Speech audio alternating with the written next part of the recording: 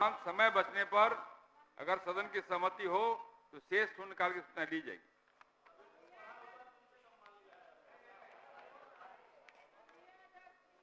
माननीय श्री विजय कुमार खेमका की सूचना पढ़ी गई है। माननीय मंत्री आपदा प्रबंधन विभाग।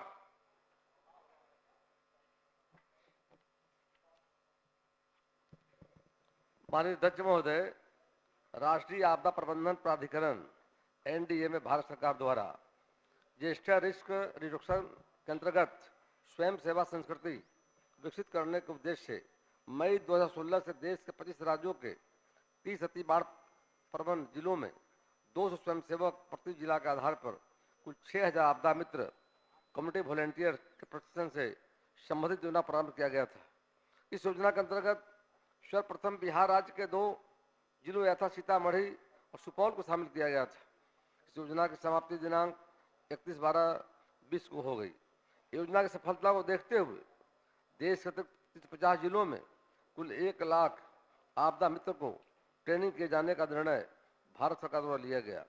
इन 350 जिलों में बिहार के 24 जिलों को शामिल किया गया है यथा अररिया, बांका, भागलपुर, दरभंगा, पूर्वी चंपारण, गोपालगंज, जमुई, कटिहार, खगड़िया, किशनगंज, लखीसराय, मधेपुरा, मधुबनी, मुंगेर, मुजफ्फरपुर, नालंदा, पटना, पूर्णिया, सहरसा, समस्तीपुर, शिवहर, सिवान, वैशाली, पश्चिम चंपारण। पूर्व में इस योजना की अवधि दिनांक 6/8/21 से मार्च 23 तक निर्धारित है, जिसे दिनांक 31/24 तक विस्तारित किया गया है। राष्ट्रीय आपदा प्रबंधन प्राधिकरण भारत सरकार द्वारा बिहार राज्य में कुल 9600 आपदा मित्रों के ट्रेनिंग का लक्ष्य दिया गया है। आपदा मित्रों का ट्रेनिंग बिहार राज्य आपदा प्रबंधन प्राधिकरण द्वारा कराया जा रहा है। उक्त तथ्यों से स्पष्ट है कि योजना भारत सरकार द्वारा संचालित है, जिससे विभिन्न आपदाओं से निपटने हेतु स्वयं सेवा संस्कृति को बढ़ावा देने के उद्देश्य से स्थानीय लोगों को जागरूक करने हेतु आपदा मित्रों को ट्रेनिंग किया जा रहा है। इस योजना के अंतर्गत आपदा मित्रों के लिए निश्चित मानदेय तय करने अथवा इनके स्थायी नियुक्ति का कोई प्रावधान नहीं है। आपदा प्रबंधन विभाग के स्तर पर भी आपदा मित्रों को निश्चित मानदेय निर्धारण अथवा स्थायी नियुक्ति का कोई प्रस्ताव विचाराधीन नहीं है।